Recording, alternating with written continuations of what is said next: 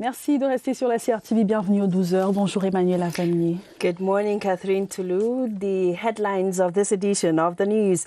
The Fisherman's Diary of Enna John Scott has been named to Best Film for 2020 at the Ecran Noir Film Festival as Godis Fungwa backs home Best Actor for his role in the film Saving Bango, while 12-year-old Faith Fidel is named Best Actress for her role in The Fisherman's Diary. The honorary prize went to Heart of Africa, a film from the Democratic Republic of Congo. The prize award ceremony took place last evening during the closing ceremony, chaired by the Minister of Arts and Culture, Bidung Pat. Our feature page takes us to one of the renowned towns in the center region. We're talking about Bafia, known for its prowess in agriculture, and most often it is quoted as the best place that produces sweet pineapples and other fruits enjoyed by many Cameroonians. The postcard of Bafia at the close of this edition of the news.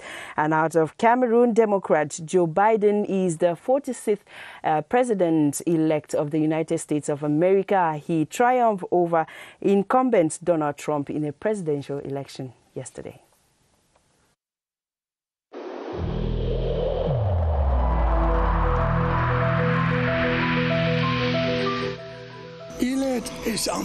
Each of us must comply with the measures that have been taken.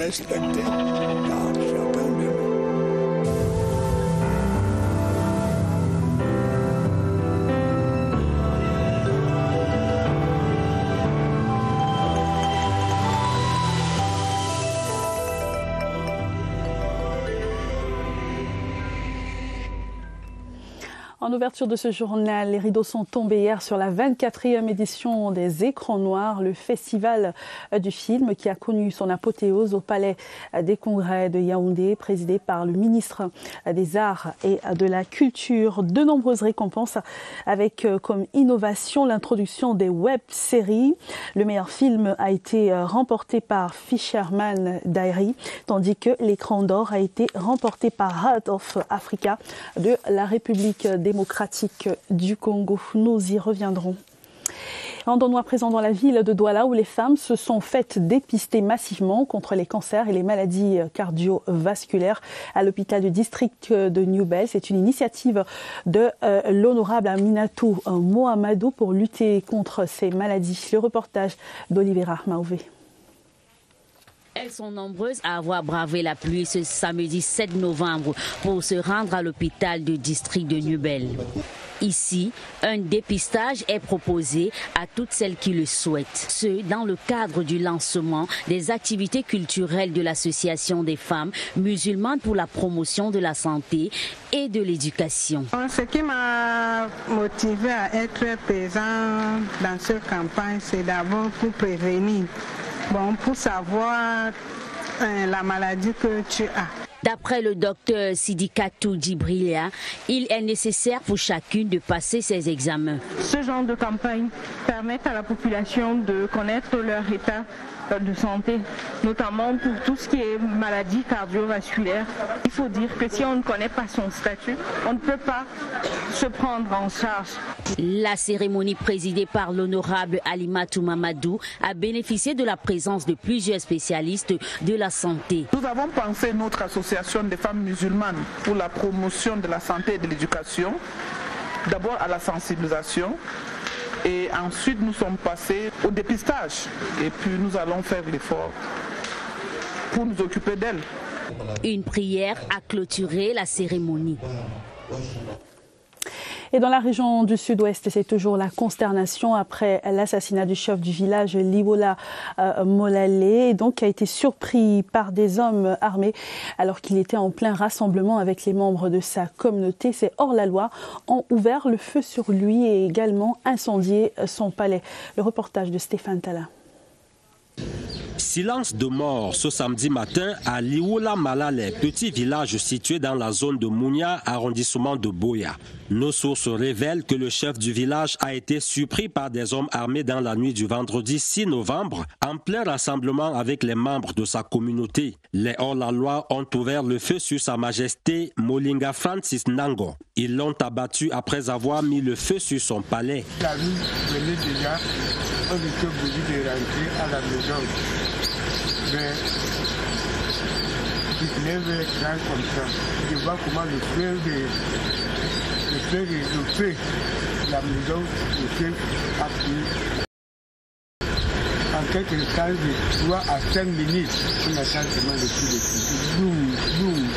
Sur le lieu du drame, le député de la circonscription de Boya Urbain. Je suis désemparé parce que c'est un affront au caractère sacré de la vie humaine, à la solennité des institutions traditionnelles et surtout au peuple qui sont dans le deuil depuis le 24 octobre. Je rappelle qu'il est de notre devoir, chacun de nous, à dénoncer ceux qui vivent dans nos quartiers, qui sont des sponsors et des acteurs de cette méchanceté. Suite à cette attaque, le village Liwoula Malale est déserté et abandonné à 7 enfants d'environ 5 ans et ses 2 septuagénaires parmi lesquels un handicapé visuel, tous incapables de s'enfuir. Le département du Fako perd ainsi un 2e chef traditionnel depuis le début de la crise sécuritaire dans le sud-ouest. From that gruesome act there, we come back to Yaoundé where The Fisherman's Diary has been named Best Film for 2020 at the Écran Noir Film Festival that equally saw 12-year-old Faith Fidel win Actress of the Year for her role in the same film, The Fisherman's Diary.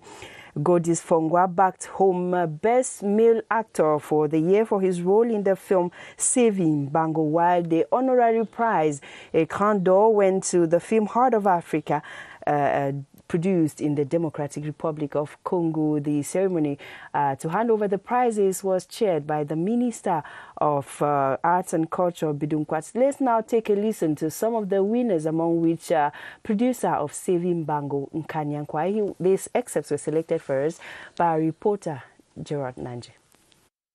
We had to do a movie of 10 minutes maximum that talks about the quarantine. So through it, we try to create something unique, something that will educate us and something that represents the African people and the way we are experiencing the virus, the repercussions if we are not careful and all that.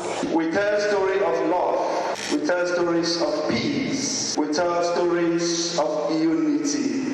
And we have a dream which I would like to present to the representative of the state here present today. We have a dream to tell our story in every municipality in Cameroon. Our dream is that we should have a cinema hall in every municipality in Cameroon. We now talk education with some students of the Higher Institute of Telecommunication, Technological Innovation, Commerce and Management, who have graduated with a call for them to put the knowledge acquired to better Cameroon in the different sectors of their studies. They were speaking to the laureates during an end-of-course certificate award ceremony, as our reporter Victor Siga now tells us. They are students from the field of telecommunication, finance and accounting who have come to the end of their 3-year training. They are trained to face the job market. We are proud of having given to them best skill in order for them to be competitive in the job market out there. In the meantime, the new academic year was marked by new partnership between the establishment and other state institutions like the Higher School of Polytechnic.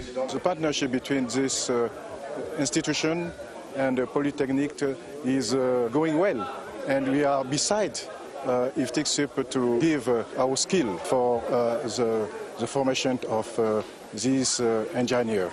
By the agreement, IFTIC is expected to host some trainees of the partner training centers to reinforce their capacity in their different fields of study.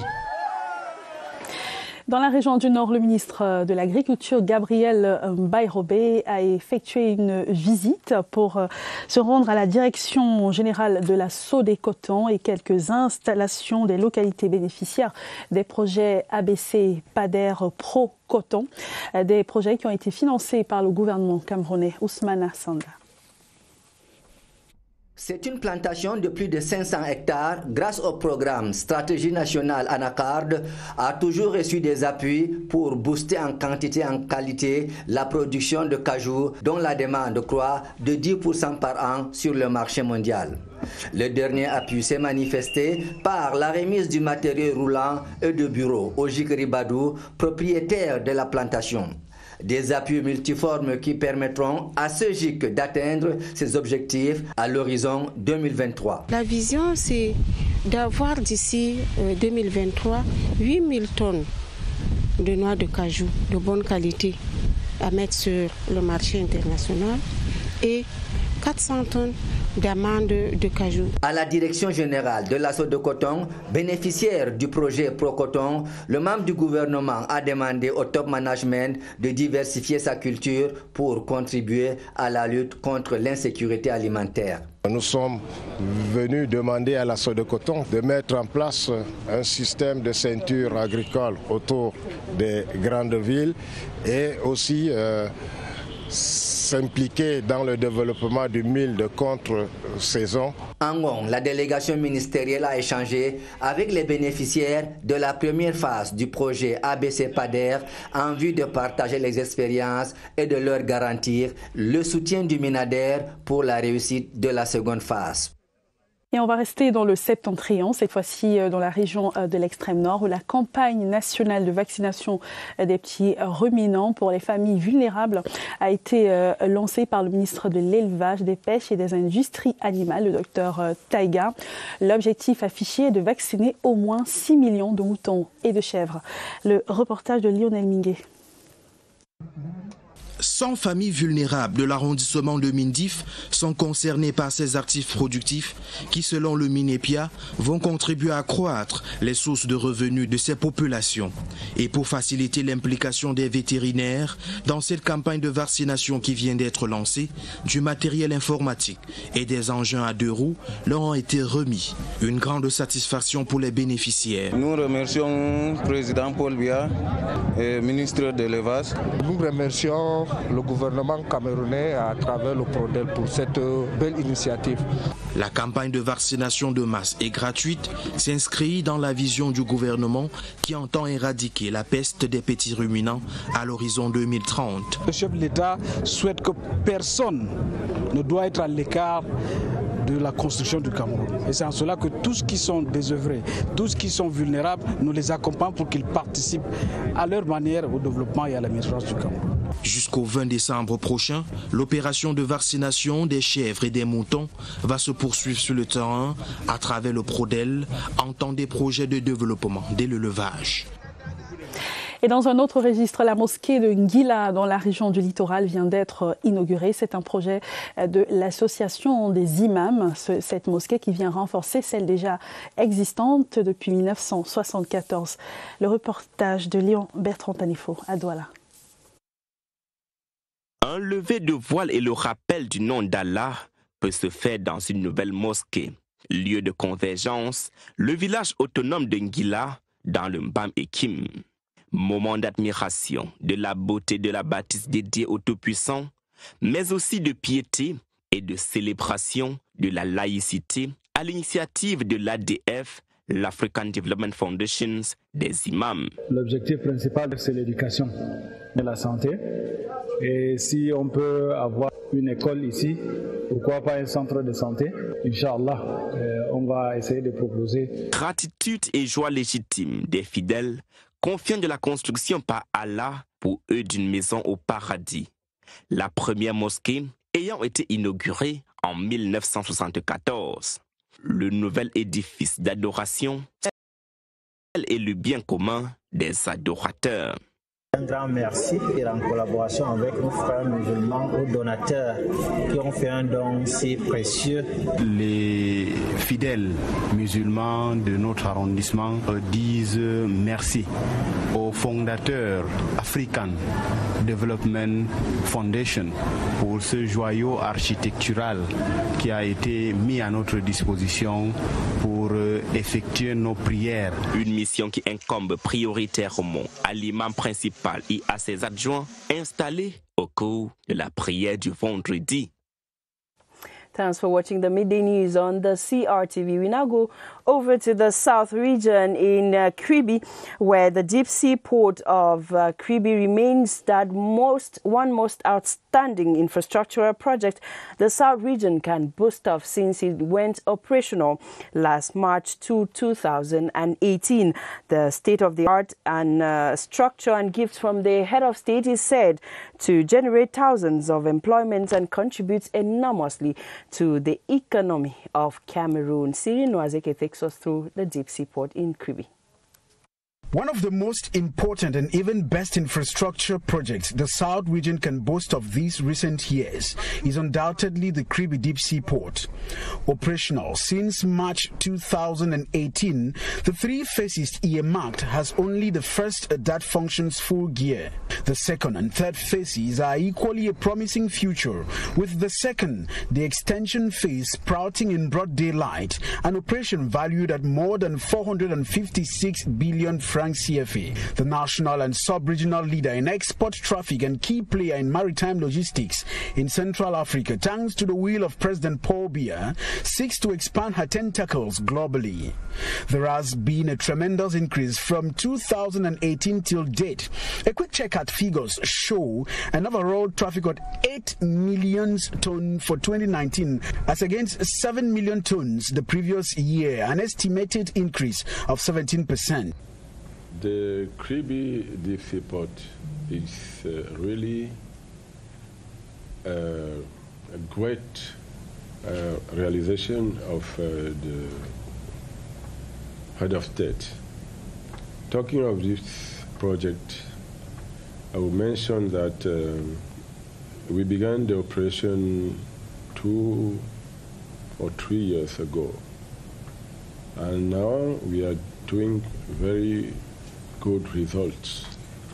It is by the will of the head of state that the Kribi Deep Sea Port opens Cameroon to foreign markets through the major shipping lines connecting the 5 continents. The South region might nonetheless have other infrastructure projects that create thousands of employments, but there is no doubt saying the Kribi Deep Sea Port remains the best gift.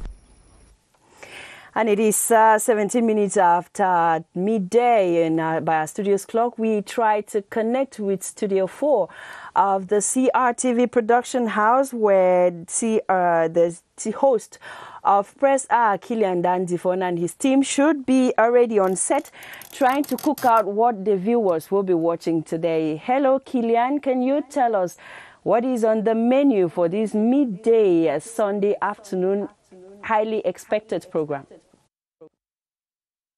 Hi, Manuela, Kati, everyone watching us in Cameroon, around the world. We are already set. Our menu is ready for Press R today, and the program will just give you what you want to hear at this particular time when we have so many problems in our country, especially security in the northwest and southwest regions. And the topic we have today already set is defiant separatists. What's the way out of what we thought that they had crossed the Rubicon when they killed school children in Kumba. Within less than 2 weeks, they have had what we can describe serial kidnappings and killings. We're going to talk about that and see what proposals we can bring so that the world can take what is good and we get out of this. We have another topic. Cameroon, the Cameroon government has done so much to the citizens, letting them grow, and it has become a problem giving back. And they call that administrative tolerance, which is bringing in what we can call anarchy. Now government wants to crack down. They are saying government is not good. We're going to look at some of the areas, and we have a full house already here. When me in the studio for Press R at 12:30, we have Professor Daniel Abois. He's historian and political scientist. We have Barrister Calvin Tandango. He is barrister at law and solicitor. We also have 2 journalists with us. You know this Press R. McDonald Ayang is a journalist with Cameroon Insider. We have Solomon Tambang, desk editor, The Guardian Post. You can be sure that come 12:30, you have a very interesting program to watch. Manuela, Kati, over to you. The appointment taken for 12:30. Exactly, Kilian, and that should be a very interesting program given the crack team out there.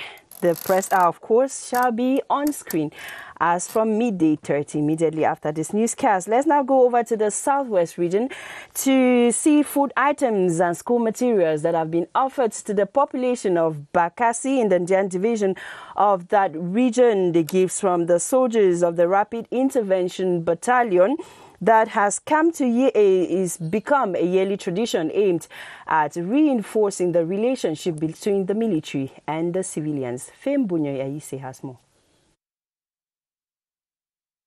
It's now become a yearly tradition for soldiers of the Rapid Intervention Battalion in the Delta to donate foodstuffs and didactic materials to the people of Bakassi, aimed at strengthening existing civil-military relations. Here, it's not easy to send people to school because sometimes they don't have enough means.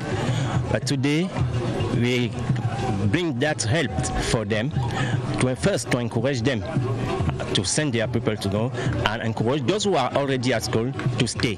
The didactic materials received would serve as a booster for back to school in the area. It is a great help for us for the sensitization of our population to respect this basic right that is education for our children. I am very happy that the B Delta has contributed in our children's education. The donation ceremony, organized in Bemo, a border village in Akwa, was punctuated by song and dance presentations featuring an impressive attendance of traditional rulers and a cross-section of the population of Kombo Abedimo subdivision in Bakassi. From one donation to another, this time in Banjul in the west region of Cameroon, 69 best candidates during the 2020 baccalaureate as well as GC advanced level examinations drawn from 8 divisions of the west region have received financial packages as encouragement. Honorable Abel Quinche, for the 8th time, is coming to the aid of these brilliant students as a way to encourage performance and good results. As you tell us, Ngo Henry from CRTV West in Bafoussam. The 96 beneficiaries were best candidates of the 2020 session of the baccalaureate and the GC advanced level examinations. They were drawn from all the 8 divisions of the West region and received financial assistance from the Honorable Albert Quinche. The gesture, which was in its 8th edition, was also extended to some 43 candidates who excelled during the last GC advanced level from the northwest and the southwest regions. They expressed gratitude to the Honorable Albert Quinche and promised a judicious use of the money. I promise I will do my best and I will remain the best in all throughout my university studies. I'm going to do just the best. The governor of the West region has lauded the initiative and called on other members of the elite of the West to emulate the example. Really grateful to Honorable Quinche for this generosity that has gone on for 8 years. This is a stimulant to the youth, to the education family over the years. The Honorable Albert Quinche has said that it was to encourage the education of young Cameroonians. The appointment has been taken for next year for the 9th edition of the Excellence Award. Et pour rester dans le domaine de l'éducation, le Forum des universités et grandes écoles d'Afrique centrale se tiendra au Congo-Brazzaville. Le président de cette plateforme, Armand-Claude Abanda, était en visite dans ce pays où il a rencontré les acteurs du secteur de l'enseignement supérieur. Le reportage de Michel Renaud-Oandia. Au cours de son séjour à Brazzaville, les questions liées à la formation professionnelle ainsi qu'à l'organisation des éditions du Forum des universités et grandes écoles de formation d'Afrique centrale faisaient partie de l'agenda d'Armand-Claude Abanda, président exécutif du FUGEPAC. À ce titre, il a été reçu par de nombreux responsables tels le professeur Maké Mbashi, directeur de cabinet du ministre congolais de l'enseignement supérieur, Augustin Nombo, directeur de l'Institut national de la recherche. Quant aux questions stratégiques stratégique et de partenariat, Armand Claude Abanda a également été reçu par Vincent Gimbok, partenaire de la plateforme numérique du FUGEPAC. Nous avons pu rencontrer tous les autres partenaires qui travaillent au quotidien avec le représentant national de FUGEPAC au Congo, qui, il faut le dire, lui est resté très constant dans ce travail de préparation de FUGEPAC 2020. Ces différents échanges traduisent la volonté des parties dans l'harmonisation des programmes qui rentrent dans le cadre du FUGEPAC. Et maintenant, en page magazine, allons découvrir la ville de Bafia, dans le département du Mbam et Inubu. C'est dans la région du centre, Bafia, qui est la 3e plus grande ville de la région du centre après Yaoundé, et Mbalmayo, qui est en train de se développer à travers les voies de communication. Allons faire la balade avec Michel Renaud au Wanja. Créé dans les années 60, l'arrondissement de Bafia est également le chef-lieu du département du Mbam et Inubu. L'histoire de cette unité administrative est singulière.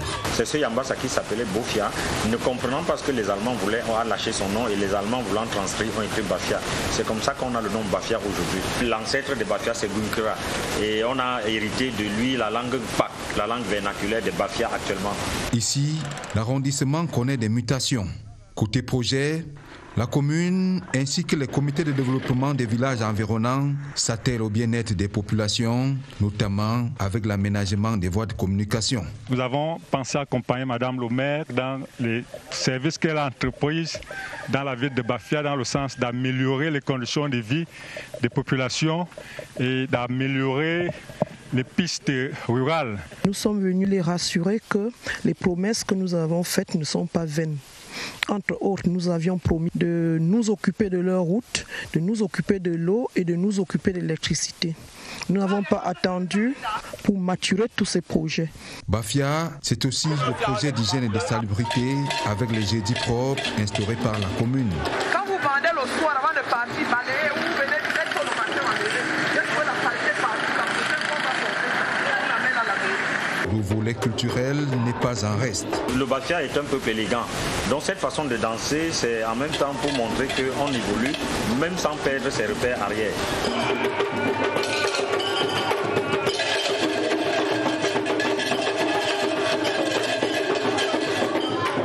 Ce n'est pas une danse statique comme les gens ont tendance à le dire. Vous dansez la danse Bafia comme vous dites que vous essayez d'avancer mais vous reculez plus que vous n'avancez. C'est faux. Découvrir tous ces aspects reste aussi chose importante. And Camerooni's got a culture there. Let's now talk sports in this edition of the newscast. Cameroonian judoka Céline Baba and Paul Alimafuda have won gold medals for the country at the ongoing Judo Open in Yaoundé. This was during the 52nd and 66th kilogram category as the finals of the tournament were presided at by Sports and Physical Education Minister Professor Narcisse Mwelekombi. Romeo Kenny completes that story.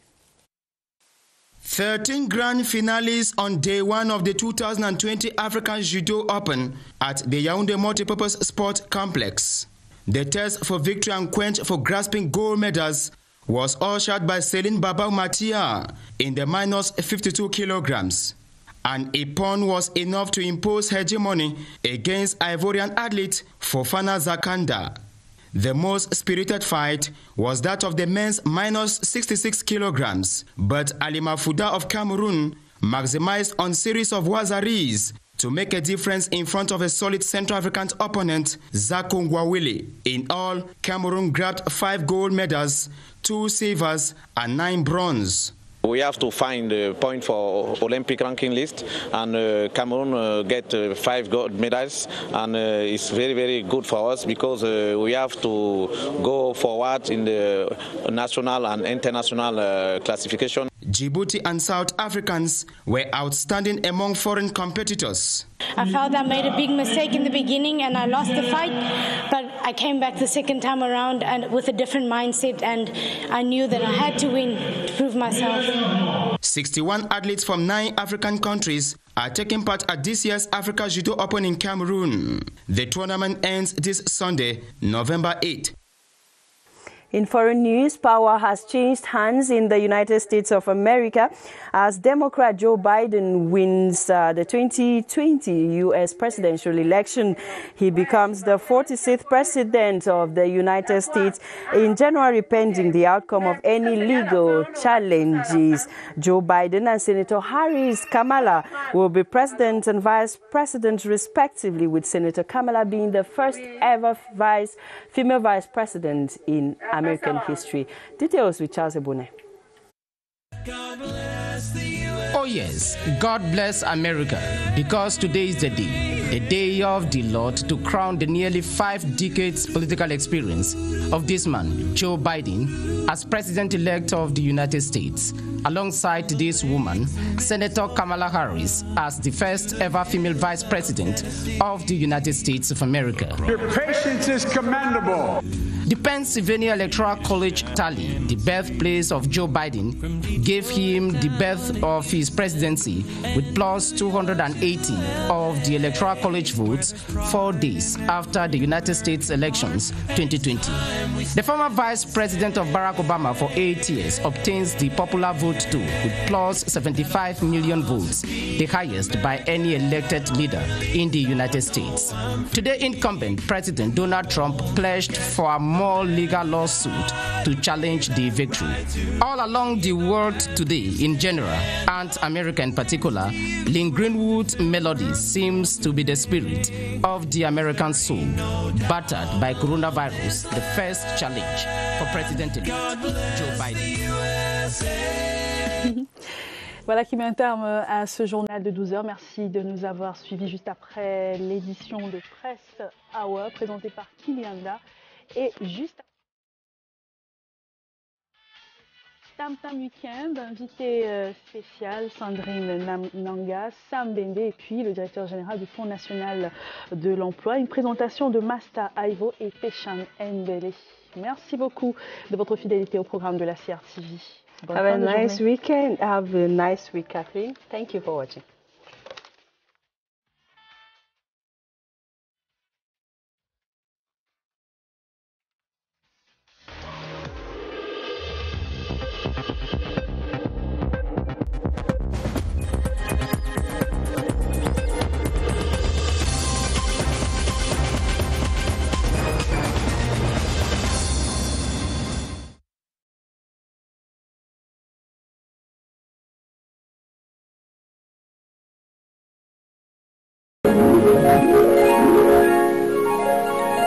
CRTV News, ici, toute l'info.